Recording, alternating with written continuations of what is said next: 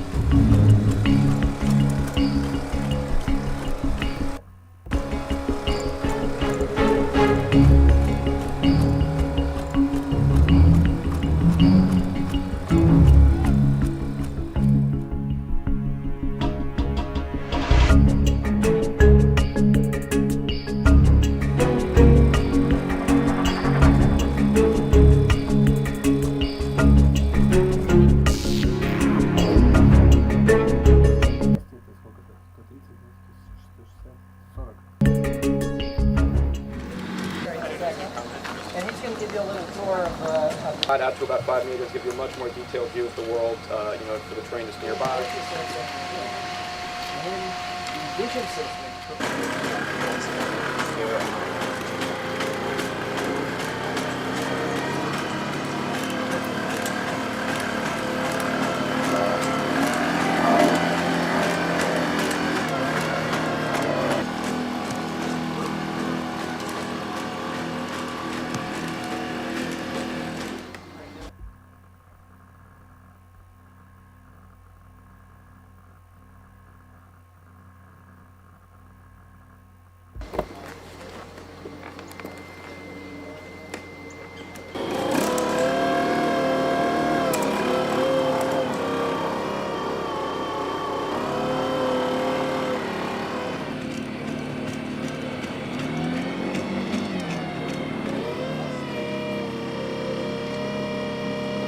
That may be weaving in and out as they're conducting their tactical operation.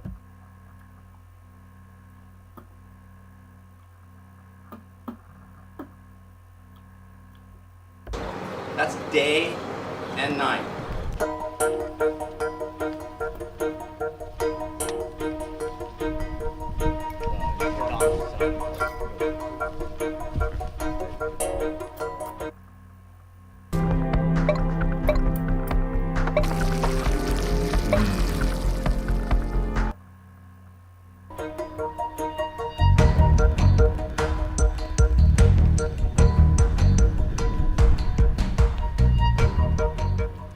What's that thing? This is the shoe tracker. What it does is basically every time you step down, it pretty much basically drops a breadcrumb for the robot to follow. You guys have to move off to the side of it, make sure you maintain a 6-feet bubble.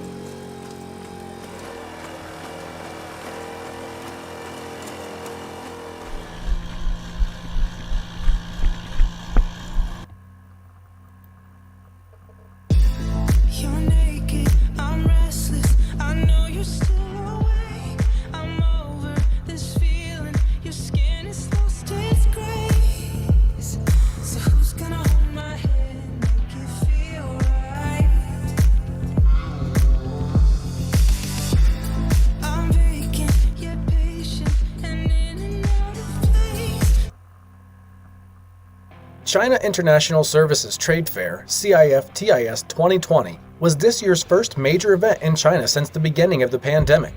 And the real sensation was the Robot Trade Fairgrounds.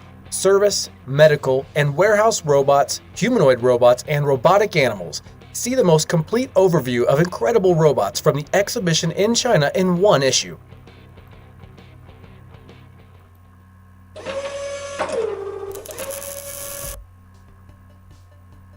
CanBot brought to the exhibition Zaiyu, a robot cooker who is trained to cook according to the traditions of 8 large cooking schools in China and is able to cook more than 3,000 dishes.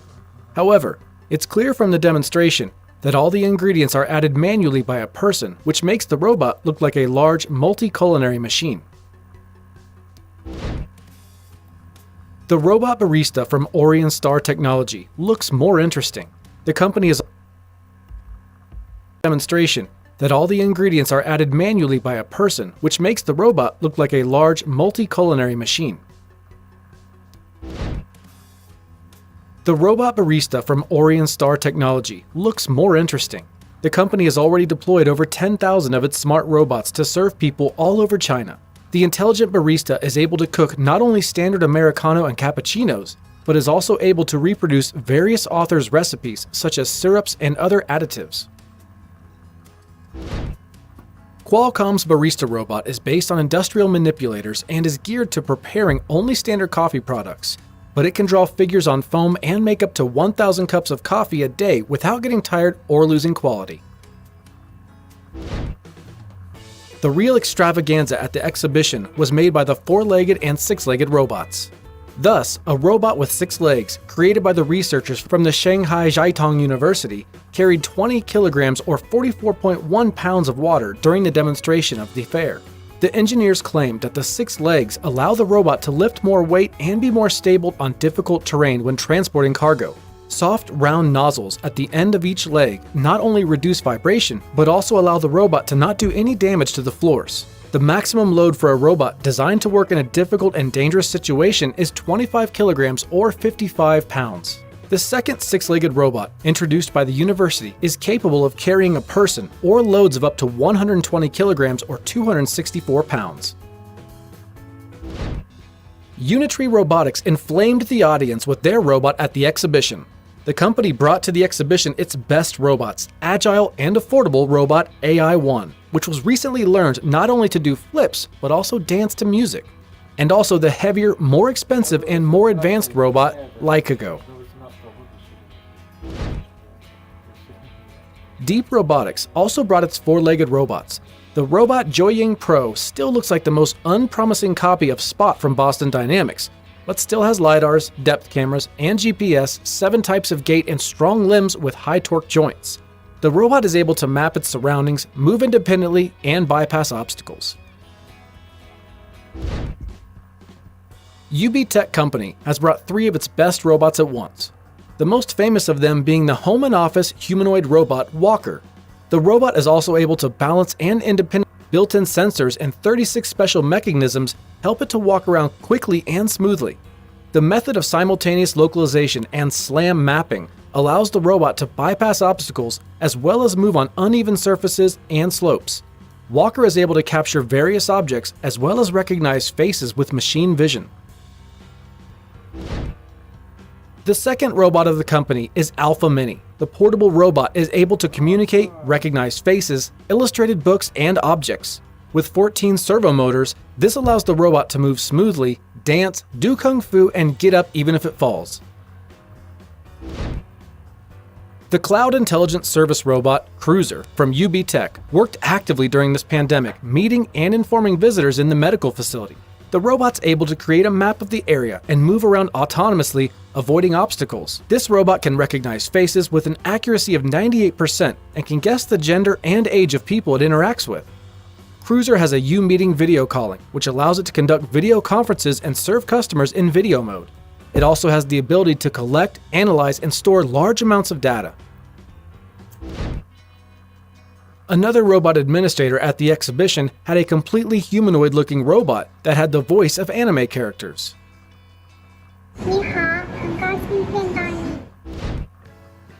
Zinsong brought to the exhibition smart robotic equipment for rehabilitation.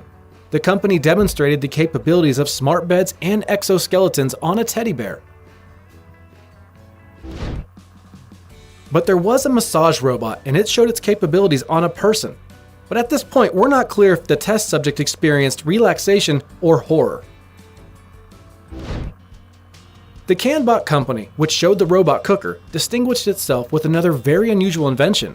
This time around, their clever robot specializes in traditional Chinese medicines. It also carries out appropriate diagnostics and advises visitors on health issues. Also presented at this exhibition was a robot for non-contact extraction of swabs from the oral cavity. The robot has been and is actively working in hospitals all over China. Also in the medical world, this robot Metabot, which has fully proven its safety and performance in hospitals and clinics in Beijing, is designed for automatic blood samples, and it can pull it from the veins. The robot from Nurse Company uses infrared and ultrasound imaging to create a 3D image of the hand and find the closest and most convenient areas of the vein. It then injects a needle into the vein, removes the blood, and places it into a test tube for further examination. In the halls and corridors of the exhibition, there were robotic disinfectors from various manufacturers. They were able to treat surfaces around them and disinfect the air. Other robots were responsible for entertainment. For example, the Chinese robot Pongbot taught visitors how to play table tennis and was even able to play competitive matches with experienced players. And the robot artist, Cytokane, painted portraits of all volunteers in just 3 minutes. Cytokane was created by Shenzhen Academy of Robotics. The robot takes the client's photo, processes it, and creates a drawing with a black marker. Cytokane is designed for shopping malls and restaurants. It can both teach drawing skills and simply attract customers. At the fair, the company managed to sell 2 robotic artists at a price of $45,000 each. ZHZ TD220, a Chinese multifunctional drone of Zhonghengzai Science and Technology Company, was also illuminated at the exhibition. The helicopter-type drone is capable of taking off and landing in almost any conditions with maximum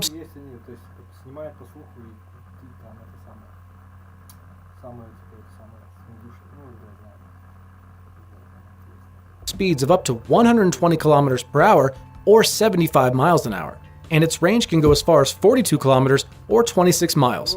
However, due to the high price, the drone is in demand by only government organizations and agencies. 42 kilometers or 26 miles. However, due to the maximum speeds of up to 120 kilometers per hour or 75 miles an hour, and its range can go as far as 42 kilometers or 26 miles. However, due to the high price, the drone is in demand by only government organizations and agencies. The Institute of Vehicles and Transportation of Tengsao University presented 6 unmanned vehicles at the exhibition. The cars were running on a predetermined route transporting passengers. The cars were able to independently plan a route, automatically bypass barriers, and perform other functions corresponding to the 4th level drones. High-tech giant ABB demonstrated 2 super capabilities of its Yumi robot. At the first stand, the company's robot was engaged in professional waste sorting. At the second booth, Yumi acted as a microbiologist capable of working in laboratories with conventional equipment. Bionic fish robots were swimming in swimming pools at the exhibition.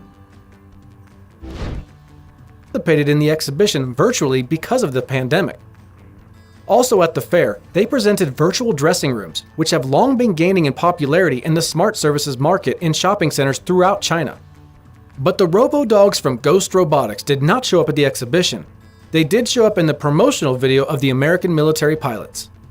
Do you want to keep up to date with the latest and newest technology from around the world in robotics? Then definitely subscribe to this channel and stay up to date with all the news and videos.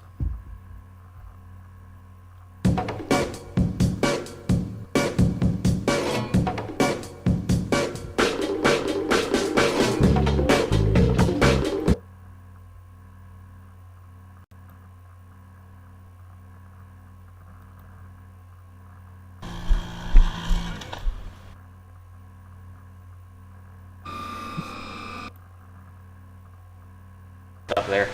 But I'm very, very satisfied with what I see so far. Don't get any ideas about doing this yourself yet. I have no idea how long this is actually going to last. This is a very, very big experiment. Lurking around the comments on the internet, it looks like I actually found some more information.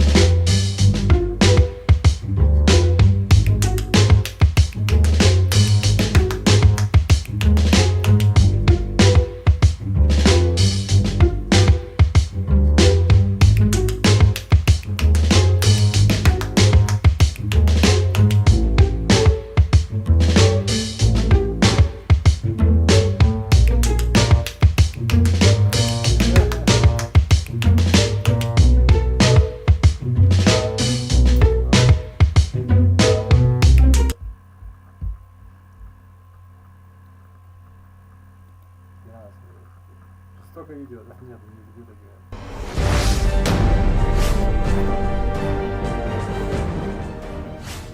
Hey guys, on this episode of Titan Trending, dead animal drone. His cat Orville after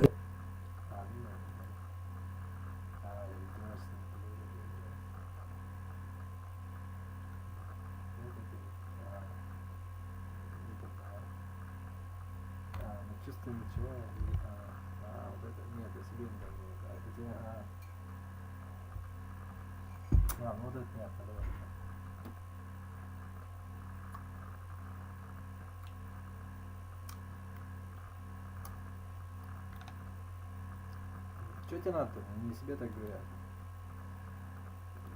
Что типа, ни о чем. Что хорошие котики, я себе не так думаю. Что котики это хорошие, не знаю, как вранье, короче, забыл. За мой счет, короче.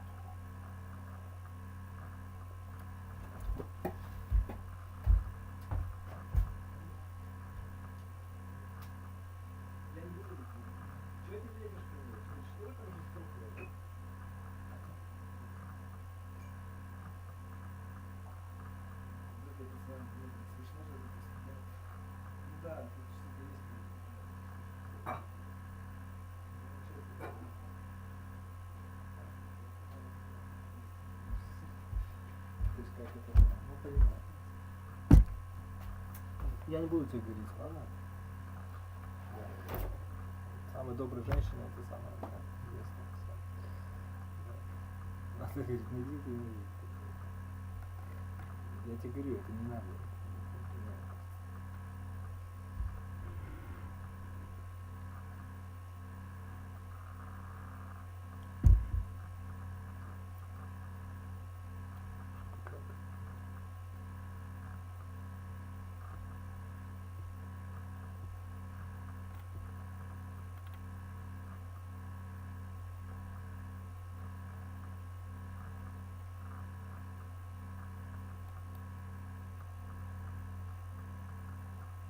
If you're thinking about changing your career, I really recommend you pick a career where you can change other people's lives, because in change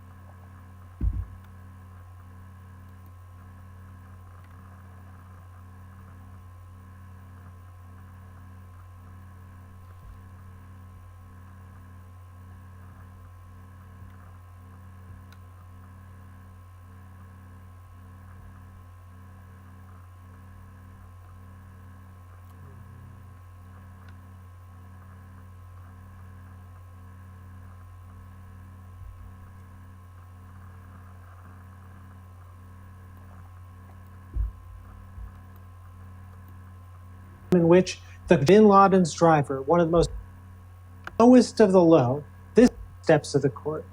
Here's what happened today.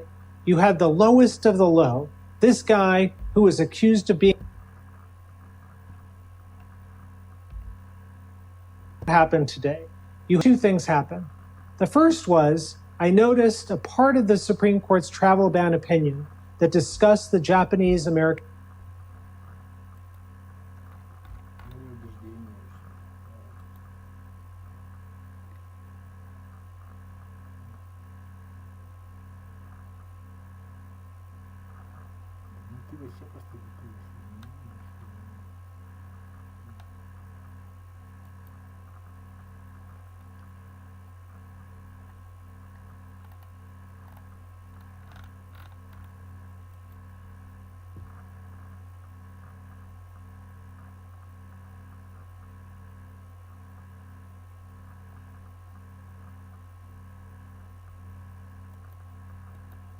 internment. That was a horrific moment in our history. Кстати, это сейчас заблокировано будет. Точно, я забыл. Я же забыл сказать, in which over 100,000 Japanese Americans had been interned in camps. My favorite person to challenge this scheme was Gordon Hirabayashi, a university in which over the Japanese American internment. That was a horrific moment in our history in which over 100,000 Japanese Americans had been interned in camps. My favorite person to challenge this scheme was Gordon Hirabayashi, a University of Washington student. He turned himself in to the FBI, who said, look, you're a first-time offender, you can go home. And Gordon said, no, I'm a Quaker, I have to resist unjust laws. And so they arrested him and he was convicted. Gordon's case made it to the Supreme Court. And again, I'm going to do that thing where I quash any sense of anticipation you have and tell you what happened. Gordon lost. But he lost because of a simple reason. Because the Solicitor General, that top courtroom lawyer for the government, told the Supreme Court that the Japanese-American internment was justified by military necessity. And that was so, even though his own staff had discovered that there was no need for the Japanese-American internment, and that the FBI and the intelligence community all believed that, and indeed that it was motivated by racial prejudice. His staff begged the Solicitor General, tell the truth, don't suppress evidence. What did the Solicitor General do? Nothing. He went in and told the military necessity story. And so the court, he went in and told the military necessity story. And so the court upheld Gordon Hirabayashi's conviction, and the next year upheld Fred Korematsu's internment. Now, why was I thinking about that? Because nearly 70 years later, internment. And the story. And so he went in and told the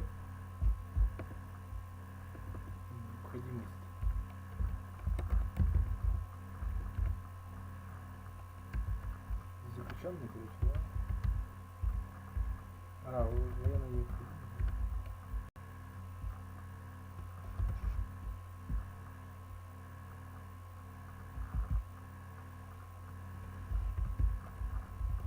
Убеждение.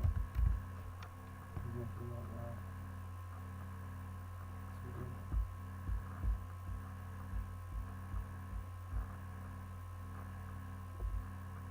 the military necessity story. And so the court upheld Gordon Hirabayashi's conviction. And the next year,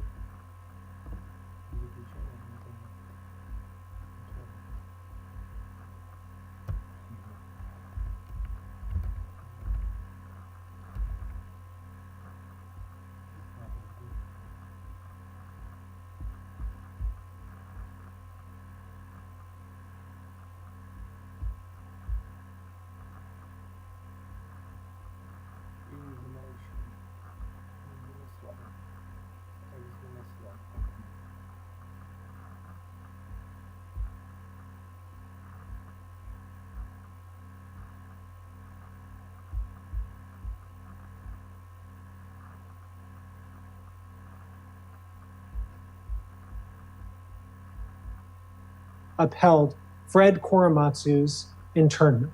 Now, why was I thinking about that? Because nearly 70 years later, I got to hold the same office, head of the Solicitor General's office.